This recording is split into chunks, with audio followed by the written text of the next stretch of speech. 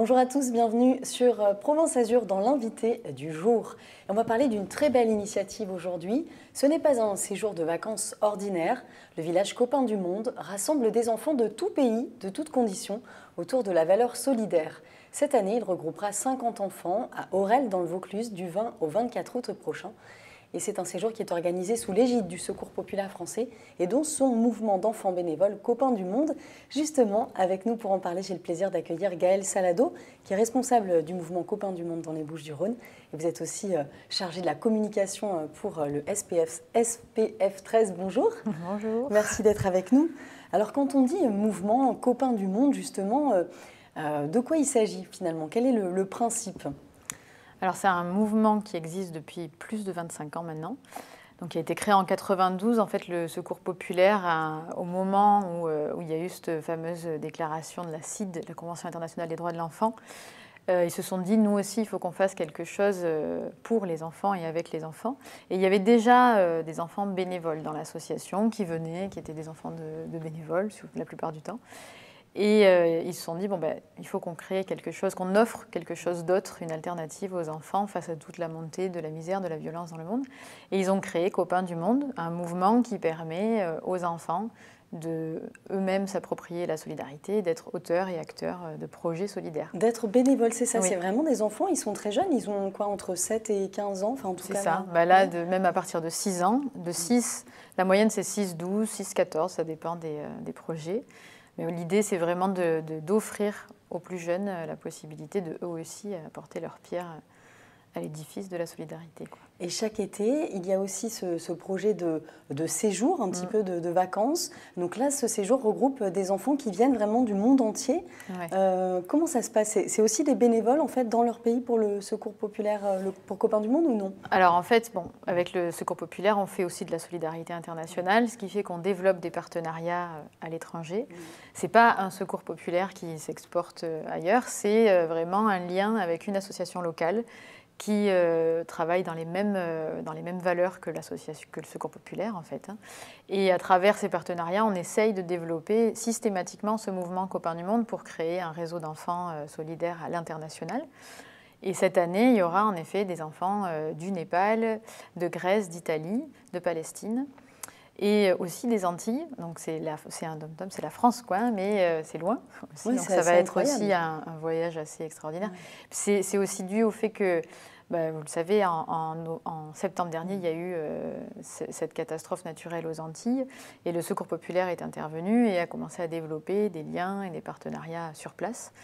Donc l'idée, c'est de faire venir des enfants qu'on a pu rencontrer lors de missions là-bas, et qui pourraient venir ici rencontrer les enfants, comment on vit aussi en métropole, c'est assez différent quand même, il faut dire ce qui est. Et il y aura aussi des enfants de PACA, évidemment. D'accord, oui, parce qu'ils viennent du coup combien de temps? Ils restent un petit peu long, enfin, Il pas reste... qu'une semaine, quoi, ils Non, restent un peu non. plus, ouais. Il reste 15 jours. En fait, le séjour dure une semaine, le séjour Copains du Monde, mais ils arrivent une semaine avant, ce qui permet aussi de découvrir autrement la culture, puisqu'ils sont accueillis dans des familles de vacances. Et justement, d'ailleurs, vous cherchez toujours des familles de vacances pour les accueillir, ces enfants? Oui, on cherche toujours des bénévoles, des familles de bénévoles qui seraient partantes pour la semaine qui précède leur venue, donc du 13 au 20 août, de les accueillir, de les loger pendant 7 jours et de leur faire visiter peut-être la ville dans laquelle ils vivent, dans les Bouches-du-Rhône, faire des activités avec eux et simplement être dans l'échange, en fait, interculturel. Partagé. Voilà. Et donc évidemment, qu'on ait des enfants ou pas, voilà, ça peut être intéressant de leur ouvrir les portes.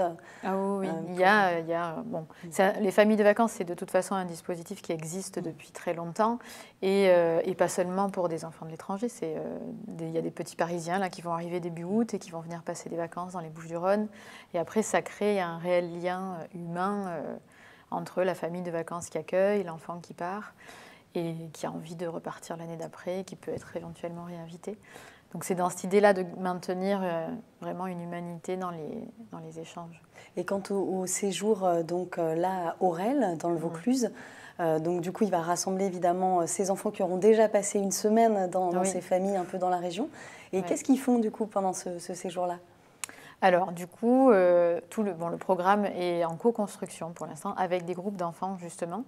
Mais il y aura des balades en pleine nature puisque Aurel, c'est vraiment dans la campagne, c'est dans un lieu qui permet d'aller se balader assez facilement, la route est très loin, et la personne qui est le gardien des lieux nous permet aussi en fait de faire des visites. Lui, il nous accompagne et il apprend aux enfants l'environnement, la signification des plantes, et il leur fait fabriquer en fait des objets à partir de choses qu'ils vont cueillir dans la nature, donc il fait des ateliers créatifs avec eux. Il y aura aussi évidemment une journée de collecte, enfin une journée spéciale Copains du Monde qui sera une journée de collecte par tous les enfants, pour d'autres enfants par rapport à l'accès aux vacances. Donc ça, ce sera sur le marché de Sceaux, donc juste à côté de là où va se dérouler le village Copains du Monde. Et il y aura une grande collecte dans les rues du marché, qui est un marché très commerçant, très touristique. Et les enfants de l'étranger, du coup, viendront aussi avec de l'artisanat de chez eux pour le vendre à ce moment-là. Et puis parler à tous les passants qui seront là de ce qu'ils font, de leur engagement solidaire. Alors ils parlent tous le français ou pas forcément justement? Non. Ouais. Donc non, voilà, ça va être le langage universel des gestes, parfois de l'anglais un peu aussi. Oui. Ben, notamment pour les Palestiniens par exemple, il y a leur accompagnateur parle anglais. Et après, bon, les Italiens, ils parlent italien. Et l'accompagnateur ou l'accompagnatrice, on ne sait pas encore si ce sera un homme ou une femme, parlera français et italien. Mais c'est vrai que du coup, on essaye que au moins les accompagnateurs parlent soit l'anglais, soit le français, de manière à ce qu'on puisse communiquer facilement. Mais c'est vrai que c'est tellement une évidence entre enfants, ça se passe très bien. Après, avec les adultes aussi, c'est juste que peut-être des fois, on a des barrières. Des représentations, voilà. Mais c'est vrai que les deux enfants ensemble, de toute façon, vont jouer. C'est ça, parce qu'ils ont envie en fait d'aller l'un vers l'autre, de se connaître, de se découvrir. Donc ça... C'est beaucoup plus facile, c'est vrai. Et l'objectif de ces séjours, justement, c'est vraiment de voilà, faire sauter les frontières et créer des échanges, des rencontres? C'est ça. C'est vraiment, symboliquement, vous le dites, faire sauter les frontières, puisque là, il n'y a plus du tout de frontières. Et pendant une semaine, on est, comme on dit, on apprend vraiment à vivre tous ensemble, peu importe l'origine, peu importe nos habitudes, notre culture.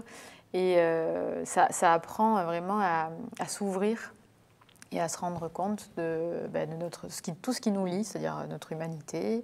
Et c'est dans cet échange interculturel en live que peut se construire petit à petit, puisqu'il y aura pendant la semaine un atelier autour de ça, de comment est-ce qu'on construit un réseau international d'enfants solidaires.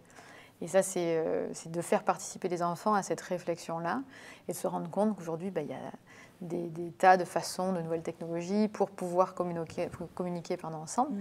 Et on ne s'en sert pas forcément pour la solidarité. Donc là, c'est comment est-ce qu'on peut en faire justement Oui, l'idée, c'est de créer des projets ensemble, évidemment. Oui. Et on imagine que ce sont des enfants qui sont assez dégourdis, non? Ah oui, ils sont à fond. Ils sont à fond dans le projet, c'est-à-dire que bon, déjà les enfants qui viennent de PACA sont des enfants qui connaissent déjà Copains du Monde.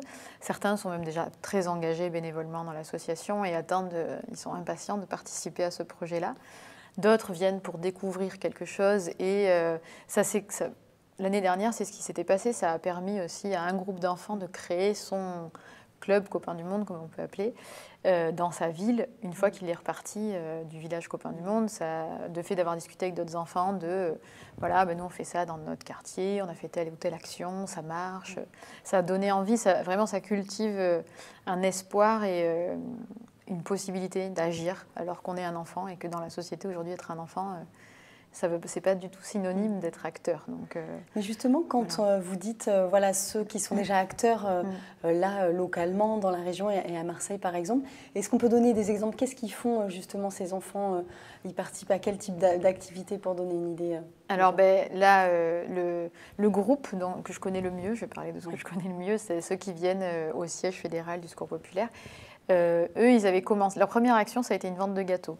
C'est-à-dire que là où on est situé, c'était pas loin d'un centre social avec qui on travaillait déjà en amont. Et le responsable était venu nous dire si vous voulez faire quelque chose, c'est possible. Les enfants avaient dit nous, on peut faire des gâteaux. On en voit par exemple sur l'image. Ces jeunes filles, là, elles sont vraiment au comité départemental du Secours populaire. Elles intervenaient là sur leurs travaux en cours. Et du coup, c'est un groupe qui est très actif et qui, à chaque fois qu'il fait une action, le présente aussi aux adultes pour dire nous, on a fait ça. Et ça donne vraiment envie aux autres aux autres dirigeants du Secours populaire de se dire moi aussi je vais développer ce mouvement-là dans ma structure. Alors je vous propose de regarder un clip vidéo d'une chanson justement qu'ont écrit les enfants. Regardez.